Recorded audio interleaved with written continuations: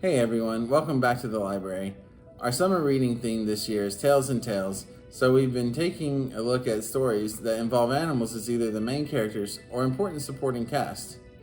For today's recommendations video, I wanted to take a look at some recommendations for manga and graphic novels that highlight these animal heroes, so let's go ahead and get started. The first one I want to talk about is one of our free giveaway books for the teens this summer. So I'm a Spider, So What? Is the story of a high school girl who wakes up after an undisclosed accident and discovers that she is now a spider. Finding herself at a low point in a strange new world filled with all kinds of stronger and scarier creatures, she is determined to survive no matter what. She must learn the rules of this magical world quickly if she is to keep that promise to herself. These books are on a supply-limited basis, so come pick one up while they last. Laika by Nick Abadzis tells the story of a stray puppy in Russia who would make history as one of the first animals in space and the very first to orbit the Earth. The graphic novel ties the stories of three protagonists together, weaving fiction with fact, and, as the book's inner sleeve states, gives life to a pivotal moment in modern history, casting light on the hidden moments of deep humanity behind the cold, hard facts. If you're familiar with history, be warned, this is a difficult read and may not be suitable for some readers. The next manga I want to recommend is a widely popular one.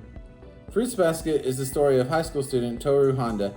When her mother dies and she's left to fend for herself, she finds herself at an all-time low, just as she has a fateful meeting with Yuki, Kyo, and Shigure Soma.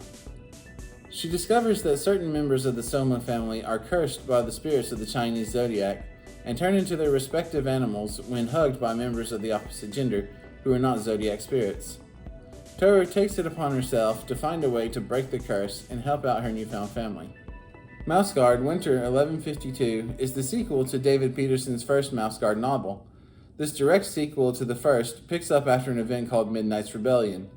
The following winter is proving to be particularly harsh, and food is in short supply, so the Mouseguard must brave the frozen wilderness as they seek supplies for the hungering citizens and aim to rebuild relationships between the mouse cities and the guard.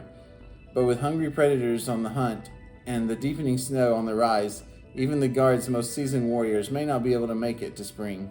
Let's wrap this up with one of my favorites. The Sonic the Hedgehog comic series has been in production since I was a kid, when it all started back in the early 90s. When IDW rebooted the series after it acquired it from Archie Comics, the series began to tie more closely to the games from recent years, adding a layer of unified canonicity to the entire franchise that I often found lacking in the older entries.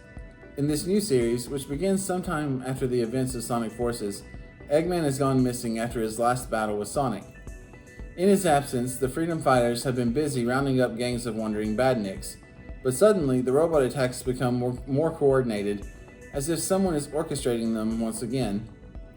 Could Eggman be back at last, or is someone else pulling the strings?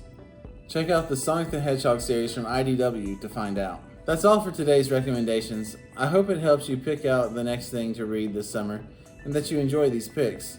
Thanks again for watching, everyone, and we'll see you next time.